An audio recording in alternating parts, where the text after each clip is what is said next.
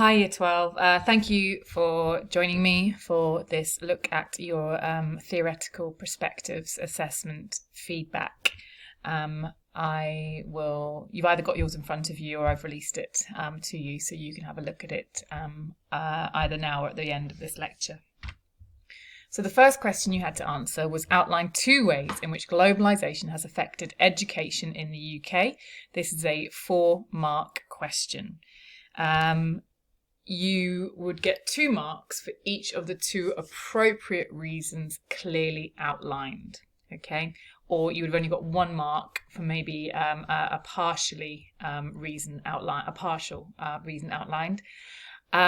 So the way this is marked, you get the initial mark for clearly identifying a point about globalization in education. So the example I've given you here, global league tables, PISA. So 1 mark straight away for talking about global league tables, and it's great that I've mentioned PISA. And then the second mark is awarded for the explanation of how that part of globalization has affected education in the UK. So reading it completely, global league tables, PISA, have affected UK schools of politicians have copied some of the educational approaches used in countries that do well.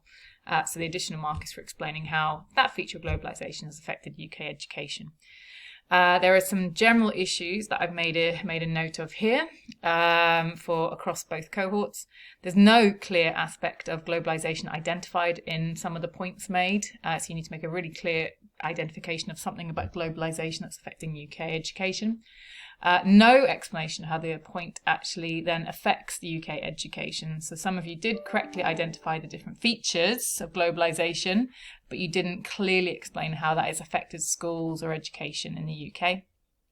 Some confusion. Instead of talking about globalisation, some of you discussed postmodernism in education. So did things like talked about multiple school types, or old people going back to university, those are examples of postmodernism in education rather than globalisation necessarily. Lots of you wrote far too much for the short answer questions and wasted time. Just remind you do not need to write a definition of what globalisation is. You don't need to mention a study. You don't need to mention a theory. You definitely don't need to evaluate. This is all irrelevant, and I might have written irrelevant or irrel, and doesn't add any value to a 4-mark question or a 6-mark question. So at this point, you need to look at your marks. Did you get 4 out of 4? If you didn't, revisit your notes in globalisation and education to improve if you need to. Second question was outline 3 ways in which schools create a sense of social solidarity. This is a 6-mark question. Same as the previous structure for awarding marks, 2 marks for each of 3 reasons clearly outlined, or only 1 mark for each reason only partially outlined. So I've given you another example here. So being put into tutor groups / houses, 1 mark for correctly identify something that schools do. And then you get the 2nd mark for explaining how that creates social solidarity. Gives students a close group of peers to be friends with and compete with. So that's an additional mark for explaining how that links to or creates or helps create social solidarity. When I've marked yours, I've used SS to abbreviate social solidarity, if any of you aren't sure what that means. That is enough to get 2 marks, okay? So obviously you need to do that 3 times to get the 6 marks. General issues with this question was making points that were too similar to others already made, okay? So students do tend to struggle to think of 3 reasons in these 6-mark questions. The exam board generally does think of something that's a bit tricky. Most students can think of 2 but struggle with the 3rd. And this is when you get a problem with students making the same point twice or the points being too similar. So for example, if you said studying history to get a sense of shared history, and then you did a 2nd point on studying PRE to learn shared culture, those points are just far too similar. Okay, in actual fact, those 2 points should be grouped together as 1 point, to be honest with you. So you'll only be in credit for the stronger of those 2 points. Other issues were particularly making the point about form groups okay, in schools, and then talking about the house system in schools. Some of you did these as 2 separate points, which you could do, but they would only be credited as 2 separate points if the explanation focuses on the different ways of achieving social solidarity, because they can be a bit similar. So if you did a point on how form groups help young people form friendships, and then you did a point on how houses help young people meet more people and feel a sense of belonging, that's too similar. Okay, you needed to kind of explain the different ways they can create social solidarity, and that, some of you did that very well. So talked about how form groups are very good at forming, immediate and close friendships. That's a very decent point. And then you did a second point on how houses are more likely to bind students together because they take part in sporting events and compete with others. Those are 2 very separate ways of developing social solidarity, and that would have been credited as 2 separate points. Yet another issue, only making 2 points, not 3. That might have been a lack of knowledge or a lack of time. Same problem as before, writing far too much. You do not need definitions. You don't need studies. You don't need theory. You don't need evaluation in these short answer questions. These are irrelevant. That's irrelevant and it wastes time. And there was some of you that got a little bit muddled when writing about social solidarity and instead sort of drifted into a discussion of value consensus. So, lots of you some of you talked a bit about how, learning to share the value of meritocracy brings us all together. That was a slightly weak point and a bit confused. It wasn't really focusing on how schools create a sense of belonging, which is what social solidarity is. So at this point, if you didn't get 6 out of 6, you need to revisit your notes on social solidarity, probably very near the beginning of your functionalism notes, because it was Durkheim who wrote about social solidarity, and you need to improve if you need to. So the 10-mark question I want to spend the most time on in this lecture. So you have the item there, and I've highlighted the 3 hooks I think were the most relevant from this item, and I've gone through some general points here. I'm not going to spend ages reading through these general points. I'm going to leave this to you. You can pause this lecture and have a read through. I will just talk to you quickly about the hooks though. So firstly, always read the question. Applying material from item A, analyse 2 ways in which the education system might serve the needs of capitalism. So any point that you make has to explain what education and schools do in order to serve capitalism. Now the 2 strongest hooks are there in green and pink. So a hook about how each generation of workers is forced to undertake low-paid, alienating work to survive. That's a very strong hook. And then the second one, the proletariat not seeking to overthrow this unequal system. That's another very strong hook. Some of you were very brave though, and you used the quite difficult hook. Capitalism is based on the ownership of the means of production by a wealthy minority. Only a couple of you managed to do that one successfully though, because it is a really hard one. This was actually a question in the exam a couple of years ago, and I found students who used that first hook, the yellow one, and most of them really struggled with it. So there, have a read through the general points. I will just talk to you about that first one. Please use the structure, and most of you did, of hook first, then explaining the hook and explaining how, therefore, education supported capitalism because of that hook, and then a good link back to the question. Only do evaluation if you have time and you feel confident in your evaluation. Otherwise, don't bother doing it because so many students do it unsuccessfully. And then, of course, you need to do it again. Hook, explanation, link, and evaluation if you've got time. There were lots of confused points with unclear hooks. And one of the real problems was some of you picked a really good hook, but then wrote about a completely different point that had nothing to do with the hook. So the point had absolutely no credit. Okay. And if you just note down, have a quick look down, I've also mentioned as the point on the 4th bullet point, each point being too similar was another problem. Okay, so you needed to have 2 very separate points about how education helped capitalism, and you didn't want to overlap, which is difficult because these 2 hooks are very similar. So I have gone through how I would have used these hooks to explain how education helps capitalism. So for example, I've said, if you did a point preparing the working class to be a docile workforce ready for low-paid, alienating exploitation in the capitalist workplace, that is one point. And then my next point, if I was going to use the hook about not seeking to overthrow the system, I would have talked about how schools brainwash or use the ideological control of the working class to accept failure as their own fault. So the first point would be very much being like, how does education manipulate working class kids to become docile workers? And the second point was, how does education ideologically control the working class kids so they blame themselves for their failure and they don't overthrow the system? And then I've showed you about that difficult hook.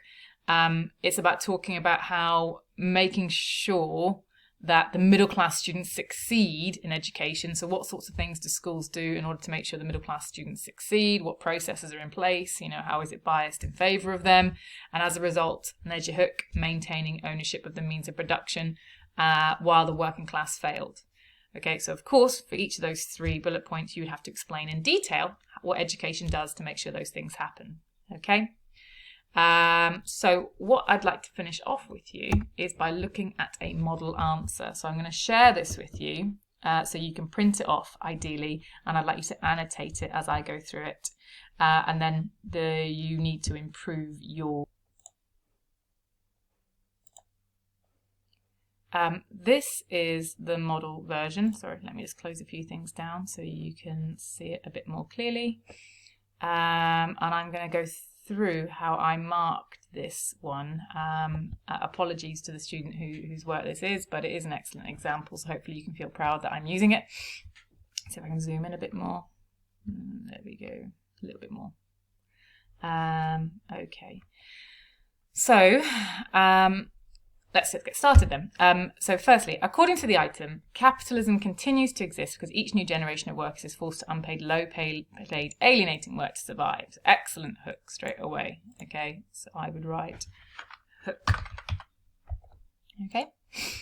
Marx described the capitalist system in this way, which reflects the education system, how it might serve the needs of capitalism. Okay, so again, you've got a nice bit of application there using the language of the question. So application / link.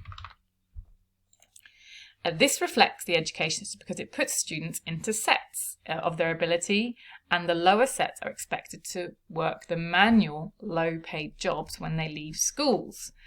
So here, the student has started to explain, okay, how schools kind of force working class students into the low-paid jobs. So this is good explanation at the moment, but it goes on to analysis. It goes into more detail. By setting students, schools sift through the abilities of the students, and those in higher sets obtain more effort and time from teachers. Alexa, stop. Sorry about that. Schools sift through the ability of students. Those in higher sets obtain more effort and time from teachers, as they are expected to get higher grades and higher paid jobs when they leave schools. This continuous cycle means that lower set students are left believing, and this is what's really important, lower set students are left believing they will never get high paid jobs, and they accept they will carry out the lower paid work. Okay, so here they've started to talk about the ideological control of the working class to accept low paid jobs. Okay, so I know you can't see all of that, but that's what I'm writing. So that's a really good point. And at this point, I would say this is certainly analysis. They've gone into the idea in a lot of detail. They've explained it properly, and they've actually now made a link between what happens with setting and how that links to ideological control. So this is analysis. Okay. They've started to do some evaluation here. However, this is not always the case anymore, as there are less factory jobs that are open for low-grade students. Now students leave school and have some sort of qualifications in order to apply and do for jobs. There are very few factory jobs compared to when Marx described the capitalist system, and many more jobs are now done by a machine, which means that students now have to obtain grades in order to get jobs. So I think that's really good evaluation. It's clearly linked back to the hook itself, okay, because it's talking about how the low-paid jobs are no longer around. So as a result, education, students now need to obtain a higher level of education to get better jobs.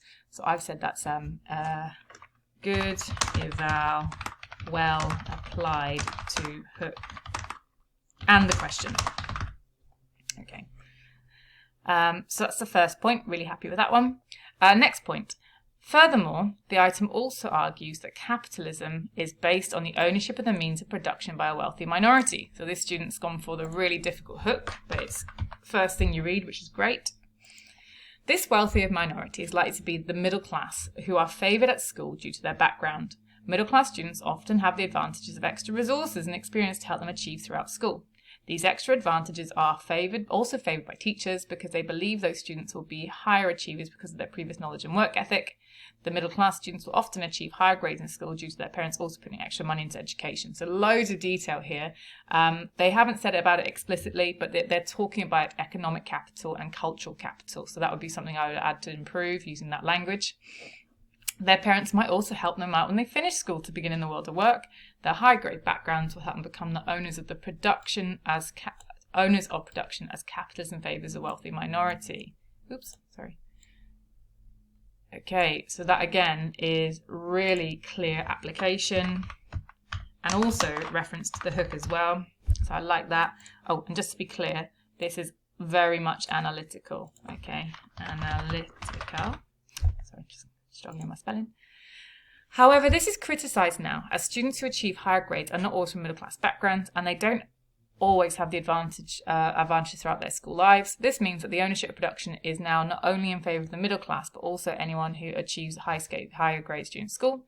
Additionally, it is not always the case that the education system is favouring these capitalism because many jobs are now higher paid and labouring jobs are much more rare.